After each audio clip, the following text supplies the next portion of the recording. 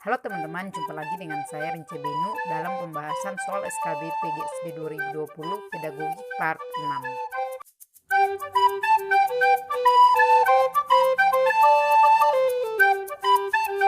Jangan lupa subscribe dan bunyikan loncengnya ya teman-teman. Terima kasih.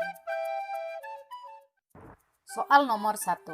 Pada anak usia sekolah dasar sering disebut usia berkelompok. Pernyataan tersebut menunjukkan karakteristik perkembangan anak pada aspek titik-titik.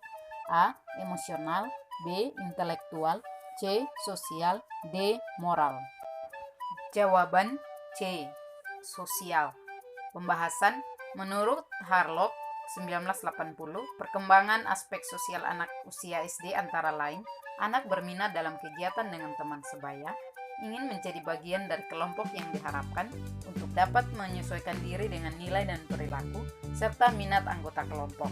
Berdasarkan perkembangan sosial tersebut, usia sekolah dasar disebut juga usia berkelompok.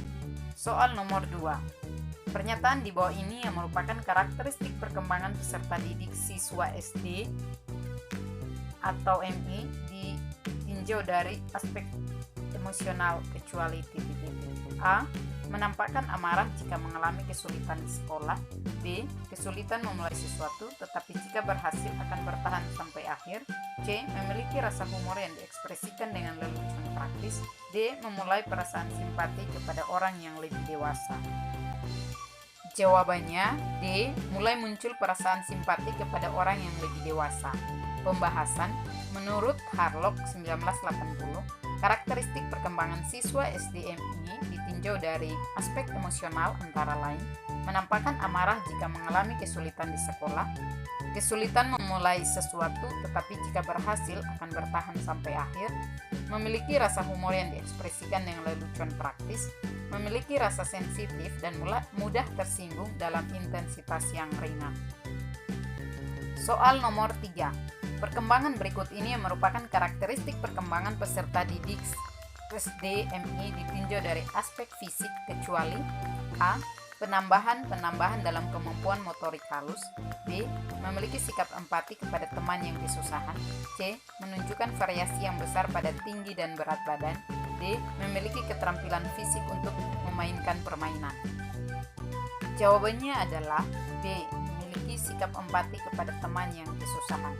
Pembahasan karakteristik perkembangan siswa SD MI ditinjau dari aspek fisik antara lain memulai kehilangan gigi bayi dan tumbuh gigi baru, menyenangi olahraga secara kelompok, memiliki dorongan dan energi secara eksploratif, mengulangi kembali keterampilan-keterampilan secara tuntas.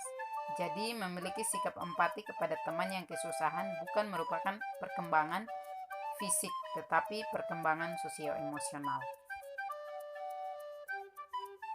Soal nomor 4. Perkembangan di bawah ini yang merupakan perkembangan karakteristik peserta didik SDMI ditinjau dari aspek sosial adalah titik-titik. A. Dapat bekerja dalam durasi waktu yang lama. B. Menyukai teman sebaya sesama jenis. C. Berperan serta dalam berpikir logis. D. Menyukai teman sebaya lawan jenis. Jawabannya adalah B. Menyukai teman sebaya sesama jenis. Pembahasan menurut Harlock 1980, karakteristik perkembangan siswa SDMI ditinjau dari aspek sosial, yakni mulai dapat bekerja sama dalam kelompok, memiliki keasikan sendiri, dapat beradu argumentasi, dan menyukai teman sebaya sesama jenis. Soal nomor 5. Perkembangan perilaku moral dan perkembangan konsep moral merupakan fase-fase perkembangan moral yang harus dicapai seorang anak. Pada fase perkembangan perilaku moral, seorang anak belajar melalui cara-cara berikut, kecuali A. Observasi. B. Coba, ralat, try and error. C. Identifikasi. D. Pendidikan langsung. Jawaban A. Observasi. Pembahasan menurut Harlock, perkembangan moral anak terdiri atas dua fase, yakni perkembangan perilaku moral dan perkembangan konsep moral. Metode-metode yang digunakan dalam melatih perkembangan perilaku moral adalah pendidikan langsung, identifikasi, dan try and error atau coba ralat. Soal nomor 6. Tahap perkembangan moral di mana anak tunduk pada aturan yang berlaku tanpa penalaran dan penilaian. Dalam teori perkembangan moral menurut Piaget disebut titik-titik. A. Heteronomous morality. B. Autonomous morality. C. Post-conventional level. D. Conventional level. Jawabannya adalah A. Heteronomous morality. Pembahasan teori perkembangan moral menurut Piaget dibagi menjadi dua tahap, yaitu tahap yang pertama, heteronomous morality, dan tahap kedua, autonomous morality. Heteronomous morality adalah tahap di mana anak tunduk pada peraturan yang berlaku tanpa penalaran dan penilaian. Sedangkan autonomous morality adalah tahap di mana anak mulai memiliki hubungan timbal balik atau kerjasama dalam menilai perilaku dilakukan atas dasar tujuan yang mendasarinya. Soal nomor 7.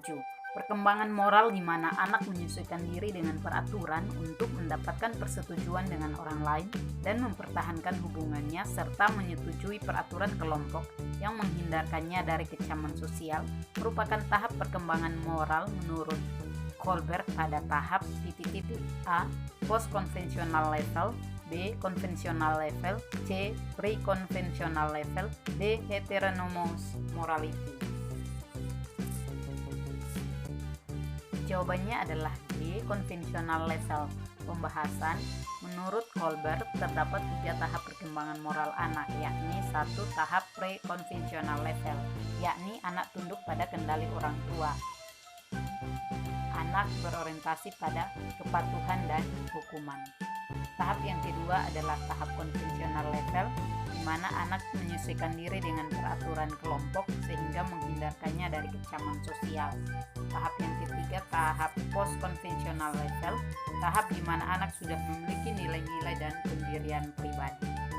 Soal nomor 8. Untuk membelajarkan kompetensi dasar mengenai perkalian bilangan, maka materi prasyarat yang harus dikuasai siswa adalah kemampuan titik-titik. A. Menghitung.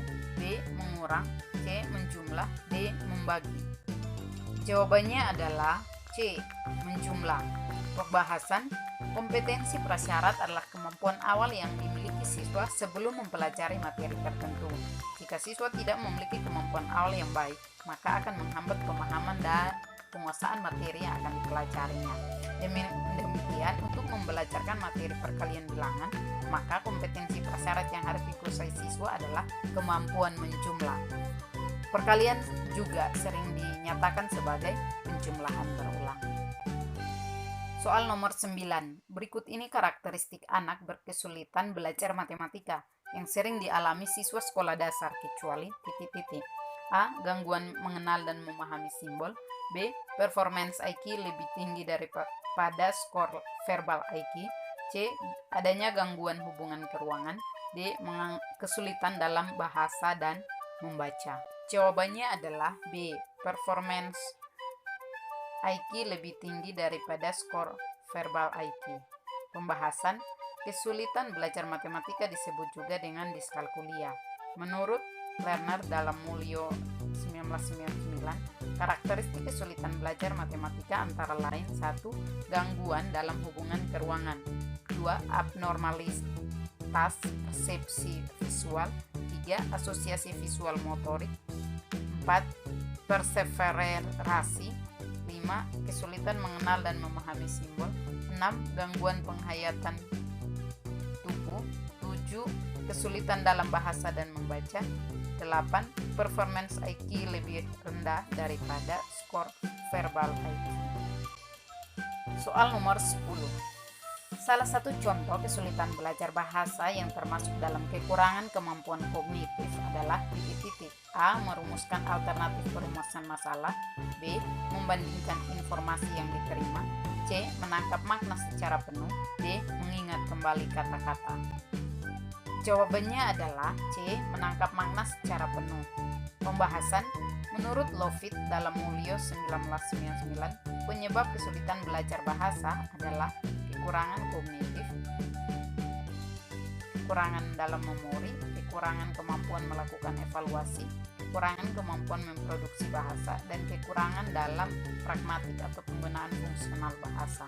Contoh kekurangan kemampuan kognitif yakni mengklasifikasikan kata, mencari dan menetapkan kata yang ada hubungannya dengan kata lain atau hubungan semantik, dan menangkap makna secara penuh.